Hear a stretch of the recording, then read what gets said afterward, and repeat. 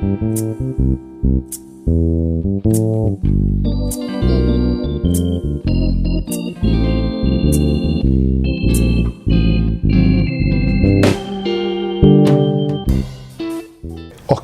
Pecorari, fileteador, contame el oficio tuyo. Bueno, el oficio mío es un oficio que no es de acá de Santa Fe, es un oficio que nació en Buenos Aires a principios del siglo pasado. Decimos que nació porque no hay ninguna fecha, pero es así. Todo debido a que Buenos Aires era el puerto más austral y uno de los más importantes que había en Sudamérica, el más importante al sur, digamos. Tenías el de Brasil y después tenías el de Argentina. El de Argentina proveía a los países vecinos. Entonces era tal el movimiento que había que todo el movimiento se hacía con carros. En ese tiempo había varias fábricas de carros y como en toda fábrica estaba el herrero, que era, o sea, siempre el herrero que era para la parte más bruta, digamos, de la parte de hacer de los ejes y todo eso. Después estaba el herrero, que era el artesano, el que hacía ya otro trabajo, las barras torzadas y demás. Después los carpinteros era el que armaba todo la estructura con las varas y el carpintero de terminación, de fino, digamos, que era el que ponía las tablas, el que daba ya la terminación. Y lo mismo pasaba con los pintores. Estaban los pintores que eran los que pintaban toda la parte del carro y después los pintores que se llamaban pintores de liso, que eran los que pintaban las tablas, la parte más delicada, eran los que le daban la terminación al carro, digamos. Y como todo taller había chicos, gente pibes que eran los que hacían los mandados, barrían, cebaban mate y qué sé yo. Y en uno de estos talleres había dos que eran italianos, habían venido de Italia, esto hablamos a principios del siglo XIX. Y había uno que era bastante avispado, tenía 13, 14 años.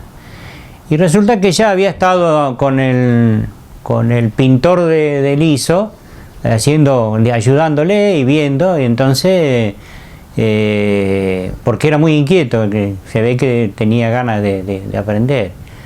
Y llega un sábado, y claro, como en el tiempo de antes, se terminaba y se cobraba el trabajo. Y el sábado no se termina el carro y entonces le dice el pintor del liso, le dice a este pibe si él podía venir el domingo a darle la segunda mano, así el lunes venía el dueño y se lo llevaba. Y como todo pibe viene con el otro amigo, con el otro que estaba con él ahí, qué sé yo, y los carros, la parte de la estructura de madera tenían unos chanfles. Y a este se le ocurrió, había pintura roja, que no es la pintura que estamos acostumbrados a ver ahora, porque antes se preparaba de otra manera, con barnices y con tintas o con polvos, digamos, eran colores básicos también, no había mucha negro, blanco, gris y rojo y por ahí no le conté más, ¿viste? Y bueno, entonces accedió a venir a darle la segunda mano y cuando estaban ahí dice que se le ocurrió pintar de rojo los chanfles. Bueno, todo como un juego de pibe, ¿no es cierto? Así, llega el lunes a la mañana y cuando entra el dueño del taller se quería morir porque ¿cómo pintaste eso así? Y lo llama. Y dice, ¿qué hiciste? No, dice, andar rápido, buscar pincel y pintarle todo gris, que va a venir el dueño y se va a enojar y yo lo quiero cobrar hoy. Y lo estaba retando y en eso llega el dueño. Y llega el dueño y le vio y le gustó. Y entonces ahí adoptaron eso. Tanto que después se contagiaron los demás talleres. Y este pibe fue creciendo y era más avispado, entonces le empezó a hacer algunas cosas en las tablas lisas, pero no el filete que conocemos hoy, sino era algo más bien lineal, digamos, lo que nosotros le decimos filete de base. Y bueno, y eso después con el tiempo uno le fue agregando algunas líneas, otro le fue agregando un pajarito, una flor, y bueno, y así fue naciendo el filete, ¿no es cierto? Y siempre fue filete porteño, porque no era algo propio del lugar, ¿no es cierto? Hablemos ya, pero muy ya entrado acá, tal vez en los años 50, que alguien viajó y vio, y entonces, bueno, le hacía algún detalle. En Santa Fe tampoco había mucha cantidad de carros, si bien se movía, hasta estaba el panadero, estaba el lechero, ¿no es cierto?, y los carros de los verduleros. Tenemos que recordar que el mercado de abasto estaba por Avenida Freire, cerca del hospital Cuyen, y ahí entonces se podían ver, y bueno, y empezaron que uno que le fue haciendo, y ya hubo más contacto con Buenos Aires, y bueno, y así fue. Cuando se termina el carro es como que se termina el filete acá también en Santa Fe. Quedó más tibio en el camión, que algunos se dejó de hacer porque los hijos que heredaron ya no querían así, que ya sin hacerle cosas. Y él heredó algo más después el colectivo. El colectivo se le empezó a hacer porque ya se veía que en Buenos Aires el colectivo, ¿no es cierto?, se pintaba.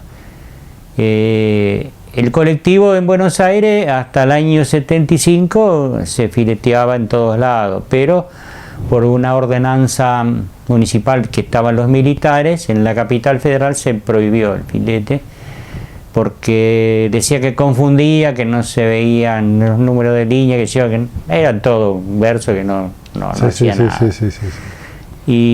Pero en el interior de Buenos Aires sí se siguió haciendo. Y contame vos, ¿cómo ingresaste en esto? Y yo fue porque desde chico vi algunos carros acá que eran de verduleros, fileteados, y no sé, me atrapó pero desde muy chico. Y tanto que yo siempre cuento que íbamos con mis viejos, salíamos de acá e íbamos caminando hasta la Costanera, toda la Costanera hasta el Puente Colgante, y de ahí por Avenida Alem hasta el centro. Eso era el paseo de los domingos. O cuando iba con mi papá, y si veía un carro, mi papá me tenía que llevar a la rastra porque yo me quedaba mirándolo. Era algo que me atrapó, digamos. Pero pasaron los años, eso no se hacía, hasta que se empezó a ver en los colectivos, y ahí es donde me empezó a gustar. Y acá, por calle La Era, acá a 3 cuadras de Alvear y Sado de Carril, todavía está el taller, pero en ese tiempo se dedicaban a reparar colectivos. Y como yo iba a la escuela a la tarde, mi mamá me hacía hacer los mandados a la mañana, y yo me enteré un día que fui para ese lado, que vi que estaban fileteando un colectivo, Don Mayo. Y bueno, y entonces desde ese momento yo siempre que buscaba el momento de que cuando, digamos, se volviera el fileteador ahí, y veía que metían un colectivo y siempre estaba pendiente. Tanto que cuando May fileteaba, yo llegaba de la escuela, mi mamá me tenía preparada la leche, el mate cocido con leche, y yo ni lo tomaba, me iba a verlo pintar. Y con el respeto, eso es lo que yo me acuerdo de chico. Nunca entré yo al taller, desde la puerta, yo siempre desde el portón del taller, mirando. Y siempre de querer hacerlo. Me acuerdo un día trajeron un camión que estaba fileteado y lo habían chocado una puerta, y bueno, esta es la mía, porque lo arreglaban afuera, no tenían lugar. Y bueno, ese lo disfruté más porque lo vi, digamos, o sea, me perdí parte porque por el trabajo y por la escuela y eso, pero y bueno, empecé buscando, a ver, acá en Santa Fe no había, digamos, ni sabía el tallerista donde iba May no me quería decir dónde vivía, y bueno, empecé queriendo pintar letras, letrista, me gustaba eso también. Y ahí tenía 13 años más o menos, y me contacté con don Antoñanzas, el hijo mayor de Antoñanzas había ido con mi mamá a la escuela primaria. Antes había estado hablando con otros letristas, ninguno quiso, no querían tener ayudante, no querían enseñar, porque decía, si yo te enseño vos después me vas a sacar el trabajo. Era eso. Y fui, pero en ese tiempo calcular habrá habido 4 o 5 letristas, y ninguno me dio. Y bueno, voy lo de Antoñanzas y no, muy generoso, me regaló los primeros pinceles y me enseñó a usarlos. O sea, no a pintar letras, a usar los pinceles. Con ese comienzo ya llevas ¿cuántos años en la profesión? Y más de 50. Más de 50 porque tengo 68, tenía 13, 55 años.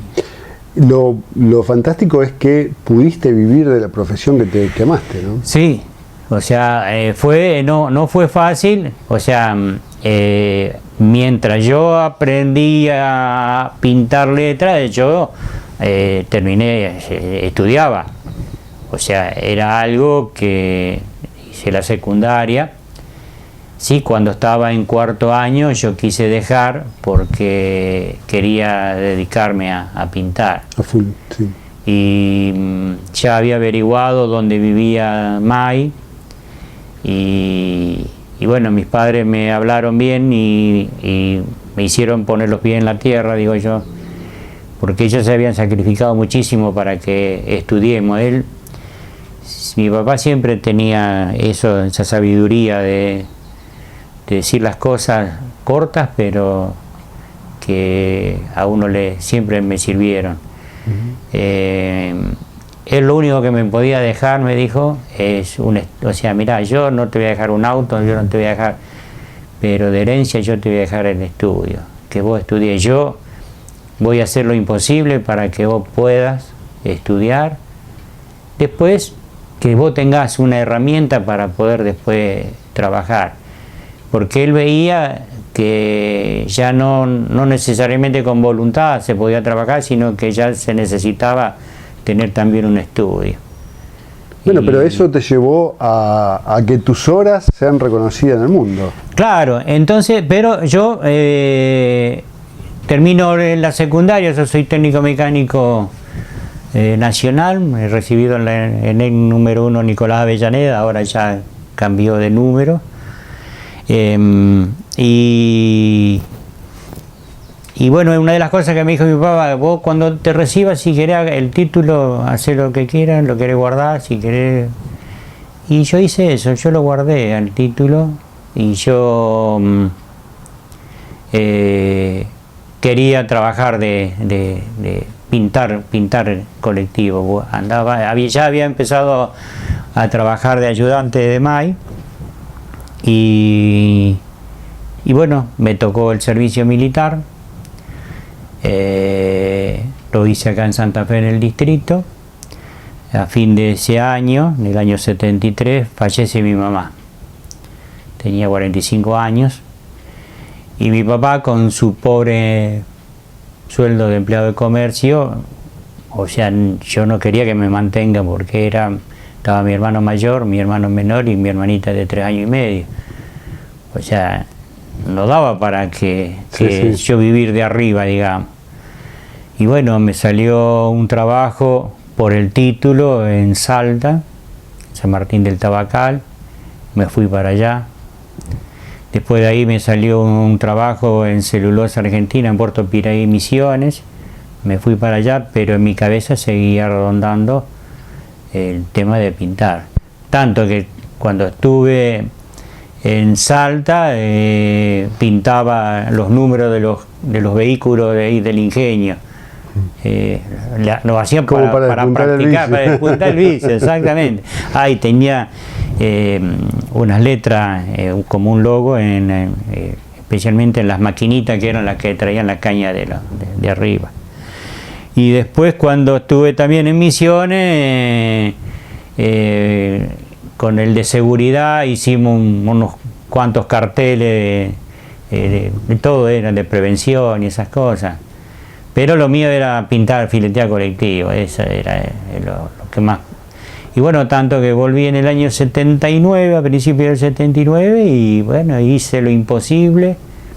Me recorrí todos los talleres, golpeé puertas.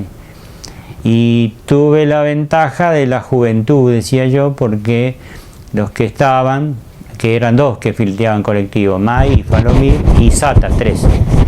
El único que fileteaba los fines de semana era Sata, los demás no querían, sábado a la tarde y domingo no querían saber nada. Y bueno, y él era el día que trabajaban más los talleres porque paraban los colectivos. Entonces, así que todo fue. Y bueno, empecé y bueno, y eso se fue agrandando, no por llevarme a agrandarme, pero gracias a que, o sea, fui evolucionando, fui cumpliendo, porque ahí también algo que recuerdo de mi padre, que él me decía, o sea, que siempre tenía que hacer el trabajo que tenía que hacer, siempre era el que mejor tenía que hacer. O sea, que no me tenía que conformar con lo que había hecho, que siempre se puede mejorar, y era cierto eso. Y bueno, y trabajé muchísimo con los colectivos, dejé mi vida con los colectivos porque era de lunes a lunes, no había descanso. No había descanso. Peco, y bueno, y te hiciste famoso en Santa Fe y en el mundo, porque y realmente... en Santa Fe me hice, sí, famoso porque ya la gente grande no trabajaba. Uno de los fileteadores falleció joven también, Sata, que era el que también yo podía competir con él trabajando los fines de semana. Y bueno, trabajé para todos acá, o sea, pero siempre el filete en el colectivo, no el filete esto que estamos, ¿no es cierto?, el filete porteño. ¿Cómo aparece esto de trascender? ¿Cómo te haces conocido? Y yo, eso ya viene, o sea, fue por un accidente y por necesidad. Porque yo pinté colectivo muchísimos años y se terminó el tema del colectivo cuando en el año 95 entró en vigencia la nueva licitación de los colectivos en Santa Fe y se terminó, no se fileteó más nada. Y yo me quedé sin trabajo, no literalmente, me quedé sin trabajo. Claro. Entonces, con una familia a cuesta, y no la estaba pasando tampoco muy bien, porque en la Argentina, como siempre, es cíclico, que por ahí andamos bien y de repente venimos al piso. Y algo tenía que hacer. Ya había empezado viendo en internet filetes, fotos de filetes, de fileteadores, y me puse a practicar y hacer, y entonces tuve la suerte de contactarme con un maestro fileteador de Buenos Aires, Elvio Gervasi, allá por el 2007, y que tengo una anécdota porque yo le hablaba y medio me contestaba a desgano. Entonces le mandé unas cuantas fotos y me quedó grabado en uno de el correo que me manda y que me dice, ah, este pinta, dice. Y desde ese momento me empezó a mandar fotos, ¿no? Fotos de cerca, y yo las ampliaba, las imprimía, las traía y las ponía al lado del tablero a copiarle las pinceladas. Después tuve suerte que a principios del 2007 fui a la casa de él, a su taller, me enseñó lo que me faltaba, hicimos un trabajo junto ahí, y bueno, y después siempre buscando lo que decía de evolucionar, de buscar, de seguir viendo, ver de uno detalles que a uno lo podía complementar y buscar su propio estilo. Y bueno, y acá en Santa Fe, yo como no tenía trabajo, me fui a la Costanera, soy fundador de uno de los paseos de la Costanera, y vendía mis artesanías para colgar llave, para esto, direcciones, era el fin de semana, y con eso me pude mantener, me mantenía, no era para... Y resulta que, claro, uno ya empezaba a publicar en internet, tenía mi blog, y allá por el 2012 se hace el primer encuentro, en el 2011 se hace el primer encuentro de fileteadores, fue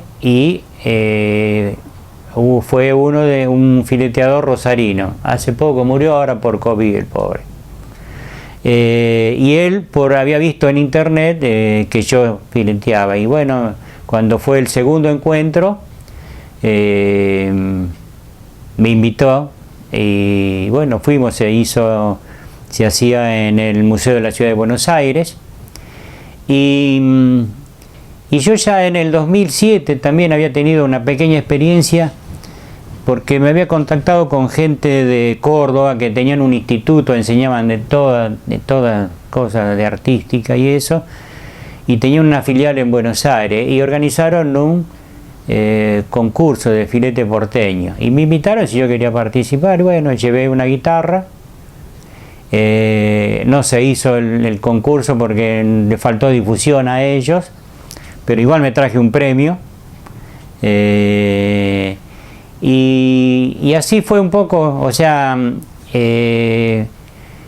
ya viendo por internet y por lo que yo presenté en el primer encuentro, que no era, digamos, que estaba, digamos, apuntando a la altura de los maestros fileteadores. O sea, todavía me faltaba, reconozco, pero mi idea era eso. Si otro lo podía hacer, yo también lo puedo hacer. O sea, seguro. Y la mejor forma es perseverando, practicando y, ¿no es cierto?, y buscándole la vuelta. Y bueno, y así estuve en todos los encuentros. Este año se hizo el décimo encuentro. No se pudo hacer, se hizo virtual porque no hubo presencialidad. Pero, o sea, mi trabajo, yo pinto porque pero estoy reconocido en Buenos Aires. Tu famoso cartel de bienvenidos. A la altura. Contame la anécdota esa. A la altura. Y bueno, en el año 2015, la UNESCO se declara al filete Patrimonio Cultural Inmaterial de la Humanidad. La UNESCO lo declara, pero después de 3 años de que se empezaron a organizar junto con la asociación, junto con Patrimonio Cultural de la Ciudad de Buenos Aires y eso, y bueno, y el 1 de diciembre se lo declara Patrimonio Cultural Inmaterial de la Humanidad. El 6 de diciembre se hacen los festejos en el Obelisco, y yo tuve el privilegio, que fui el único y que nunca, del interior, que tenía 2 trabajos expuestos. Una guitarra, que está por ahí, y había un colectivo restaurado que hacía poco, o sea, en septiembre yo lo había ido a filetear. Y bueno, entonces, eso fue en fines del 2015. En el 2016, o sea, el Museo de la Ciudad de Buenos Aires ya quedaba chico para la cantidad de expositores que habían, porque ya... como se había hecho una invitación en general a toda la Argentina, venían de Mendoza, de Córdoba, de La Pampa, y bueno, entonces el Museo del Senado de la Nación, que hacía 10 años que estaba cerrado, lo restauraron especialmente para que nosotros podamos hacer nuestro encuentro. Y ese año yo no tenía, o sea, siempre, porque...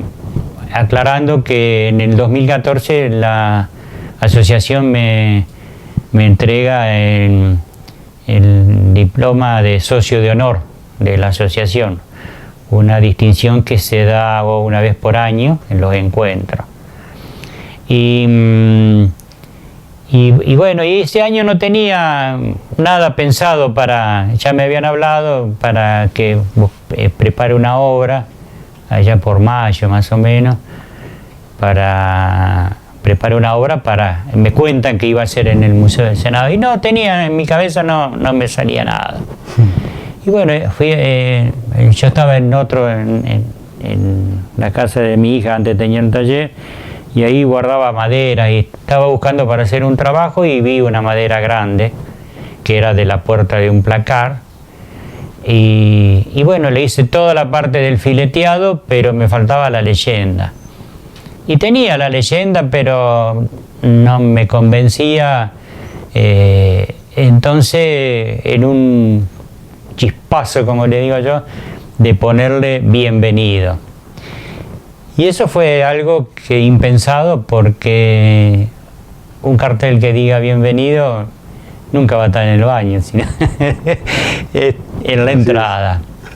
Y eso causó en algunos alegría y en algunos no, porque era el pintor del interior que, ¿no es cierto?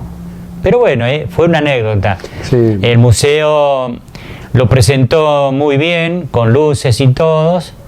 Lo bueno es que no es que fue como un regalo, porque decía bienvenido, no quedaba otra que... No, estaba pintado, digamos, con jerarquía, porque yo realmente uno de los trabajos que siempre lo veo y digo, no, en ese tiempo cuando lo pinté estaba inspirado, digamos. Contame un poco, todo este tema de reconocimiento nacional, internacional, porque tenés obras también que estuvieron en Japón. ¿Cómo ves todo este patrimonio cultural que vos estás con toda esta enseñanza? ¿Cómo está hoy? ¿Cómo se vive un poco no sé si por ahí el espaldarazo por ahí social, ¿no? De parte de los gobiernos. Y yo eso, o sea, veo que, por ejemplo, en Buenos Aires, hablemos de la capital federal, porque ahí, o sea, a mí lo que me gustó, que fue que Patrimonio Cultural de la Ciudad de Buenos Aires siempre se ocupó, y viendo que se ocupó de esto del filete, pero también se ocupó, yo veía que se ocupaban de dar todo lo que es arte, todo, ¿no es cierto? Tanto que yo estuve invitado también a la Noche de los Museos, que se hace todos los años en Buenos Aires. Yo en Buenos Aires agradezco que hay obras que se expusieron en Tecnópolis, ni hablar en el Museo de la Ciudad de Buenos Aires, en el Museo de la Ciudad, del Senado 4 años, en la legislatura porteña, porque uno dice, pucha, son lugares que bueno, es ahí donde ve la importancia que ellos le dan a esto, a todo lo que es arte, ¿no es cierto?, a todo lo que es mostrarlo a la gente. Yo no es una crítica a Santa Fe, pero por ahí me duele de que en Santa Fe no se contagien de eso. Porque no es que yo pinto y a mí yo quisiera que la gente vea todo esto que yo hago. Hay mucha gente... Aparte porque hay algo muy concreto que es la humanidad y el sacrificio detrás y la experiencia que vos tenés, claro, que está bueno transmitir eso a los chicos, a la gente. Claro que no todo es como el mérito, el valor del mérito, el valor de decir, de que despertarle a eso las ganas, no siendo el entusiasmo, porque yo sé que los jóvenes tienen todo, cuando fuimos jóvenes, esa inquietud, que por ahí no saben qué es lo que vamos a hacer o qué sé yo, y bueno, esto es algo que decir, bueno, a lo mejor no filetear o sí, pero si no se ¿cómo es? Se promueve, no. A mí también me da lástima porque hay muchísima gente que hace de todo y hace cosas increíbles y no se las muestran, ¿no es cierto? Yo me puse contento cuando en La Redonda la inauguraron, que se hizo una primera muestra artesanal, o que vinieron de todo el país. Y bueno, esa era una forma, o sea, de que vengan de todo el país y de también acá a Santa Fe, ¿no es cierto? Y quedó en eso nomás. Sí, es como que siempre se da el primer paso y después se muere en el tiempo, ¿no? Sí, acá en Santa Fe pasó. Yo, ese mismo año, tuve la promesa directamente de la secretaria de Cultura de hacer una muestra, pero llamado por ella misma. Sí, la Chiqui González estaba, ¿no? Exactamente. Y no. Y me he encontrado, y ya vamos a hacer, y pasó el mandato, pasó. Y fui a hablar con gente en el anterior mandato municipal, tenían inquietudes. Yo veía que en el Museo de la Ciudad, que me da pena porque es un lugarcito chiquito, cuando yo creo que tendrían que darle mucha más importancia para... Sí, pero es una constante, no solamente acá en Santa Fe, sino, bueno, yo sí, me ya imagino. te conté que me fui a vivir a Sunchales 20 y pico de años, y hay como un rechazo hacia lo cultural y hacia lo autóctono, ¿no? O sea, la gente, o sea, hace y muere, y es como que se deja de lado el hacer y la puesta en valor de eso. Yo admiro mucho, por ejemplo, los orientales que hacen un culto de la sabiduría de los grandes. Y hay muchos lugares donde yo he viajado y a los grandes los tienen, generalmente la gente mayor la tienen como asesores, como o sea, instructores, o sea, gente que siempre baja una línea. Y es lamentable en nuestro país en todo el sentido, ¿no? Que se pierda. Y yo veo, por ejemplo, caminamos acá por la costanera y tenemos un lugar tan hermoso y tan abandonado, o sea, un lugar que serviría para exponer la historia de cada uno, ¿no? Porque como vos, acordate que tenemos también gente que ha cruzado el mundo haciendo cosas. Sí. Mira, te digo un caso que para mí es doloroso, en el tema de Arancio. Un personaje, una persona que no se le dio la trascendencia que tenía, y encima murió el pobre sin reconocimiento. Yo no quiero que me hagan reconocimiento, sino que vean, o sea, eso, que en el otro despierte, a lo mejor no de hacer el filete, sino hacer otra cosa, es decir, de hacer. Yo veo ahora, por ejemplo, he tenido algunas, no discusiones, sino cambio de palabras. Hacen el filete que se hace en Estados Unidos, que se llama Pricispín. Y si nosotros tenemos el propio, y lo hacen como un culto, como que eso fuera lo... Y eso es lo... O la claro, vez pasada, pero dejamos de lado, porque, bueno, ahí esto tiene todo un trasfondo, ¿no? O sea, muchos escupen para arriba y hablan, sí, porque los imperialistas del norte, pero en realidad ellos lo que hacen es promover todo lo cultural de ellos. Lo que hacemos nosotros es esconder lo nuestro. Claro. Y yo tuve también, con respecto a eso, porque en internet, que es una herramienta que hay que saber usarla, la vez pasada mostraban los letristas de Estados Unidos como si fueran, pero pará, si nosotros acá tenemos. Ahora, si no viviéramos en el siglo XVIII, que vos no tenías, que venían, o en el siglo XIX, que venían los franceses a pintar acá, porque no había, pero hoy no. Peco, bueno, filete porteño es el filete porteño, pero esa pintura tuya de filete porteño hecho en Santa Fe fue... Le tiraste un guante a los porteños, ¿no? Y tiene su picardía oculta, como yo le digo, porque está pintado, se lee, pero no es estridente, ¿no? O sea, pasa como desapercibido, ¿no es cierto? Y todo es porque en Buenos Aires yo me agrando, y es bueno agrandarse. Está bueno, seguro. Está bueno, porque pienso que lo que hago vale, ¿no es cierto? Yo he tenido en el Museo del Senado, la primera vez y un par de veces que en la obra que yo presentaba figuraba mi nombre, el nombre de la obra y mi nombre, pero no digamos, el lugar de donde.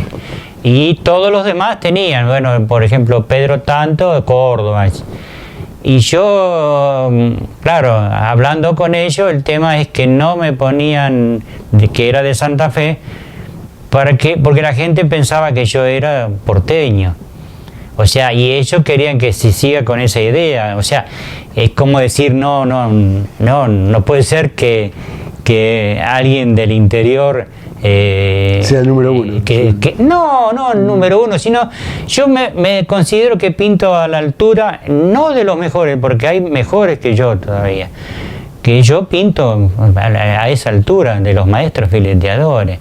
Y también está la anécdota de eso, un poco porque hay un fileteador, Salinas se llama, y vive en La Paz, Bolivia. Y es todavía un caso más que extraño, porque él menos maestro con quien aprender, él aprendió es también autodidacta. Y tienes unos trabajos que le pasa el trapo a más de uno. Yo no es porque decir, bueno, mira, yo pinto mejor que el otro, no, sino que es eso, que sea el reconocimiento.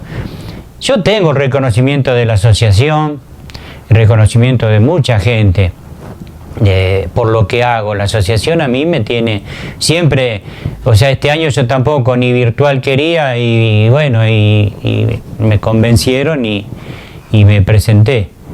Pero soy parte de, digamos, o sea, cuadro con los maestros fileteadores.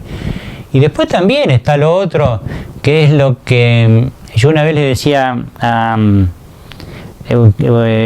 que me vino a hacer una nota del diario Litoral, que agradezco al diario Litoral que siempre me ha hecho muchas notas sobre esto y ha dado publicidad de esto. Lo ha hecho también cuando se hizo la exposición en China. ¿Cómo es? Que ahí se me borró. Bueno, sigamos con China. La difusión. La discusión. La difusión. Claro, que ellos me respetan, o sea, como yo digo, no tienen de qué agarrarse para criticarme, o sea, y bueno, y eso me halaga, pero me halaga de que yo estoy a eso, o sea, como que logré lo que me propuse, a eso va, apunta. Y siempre me estoy fijando en evolucionar, y yo tendría que decir ahora no, ya está. Y sin embargo no, yo a veces me pongo a pintar y digo, pero ¿qué estás pintando? Esto no es tuyo, esto es como cuando vos empezaste. O sea, es como que por ahí me doy cuenta que pinto ya sin gana, y no se puede pintar sin gana. Porque a cada trabajo hay que ponerle el alma. Eso es. Se nota eso se nota en la obra terminada, ¿no? El alma del artista. Luego te agradezco un montón. Bueno. Y ojalá que tu oficio y que tu persona siga siendo reconocida, y sobre todo acá los santafesinos convivamos con vos sabiendo quién sos, ¿no? Yo no sería tanto, o sea, me gustaría por necesidad económica trabajo, ¿no es cierto? Pero yo no sirven las cosas estando así acá, no la ve nadie, y eso a mí me entristece, porque yo no para que me digan ni me aplaudan ni me digan mirá qué lindo, mirá que no, que disfruten los demás, ¿no es cierto? Como por ejemplo lo disfrutaron los que se hizo tan importante en China con la exposición, que ahí se eligieron trabajos, no eran tanto por nombre, sino por trabajo. Yo sí corría con un poco de ventaja por ser socio de honor, entonces tenía un poquito de handicap. Y bueno, y uno de mis trabajos, gracias a Dios, estuvo expuesto en Beijing, después se fue a Shanghái, después se vendió allá junto con los demás trabajos. Y eso es bueno. Yo tengo trabajos en todos lados del mundo. O sea, en California vinieron directamente gente que eran de Buenos Aires, que tenían un restaurante, a donde está la cuna de los fileteadores, a pedirme un trabajo a mí acá. Pero después he hecho mucho para Suiza, para España, Italia, Dinamarca, Turquía. Y bueno, no hablemos de acá también, pero, y bueno, eso es, porque la gente por ahí tiene parientes, y bueno, y cuando se va y lleva, y eso es bueno decir, bueno, un pedacito de Santa Fe, por eso yo siempre digo, de Santa Fe está en el mundo, está.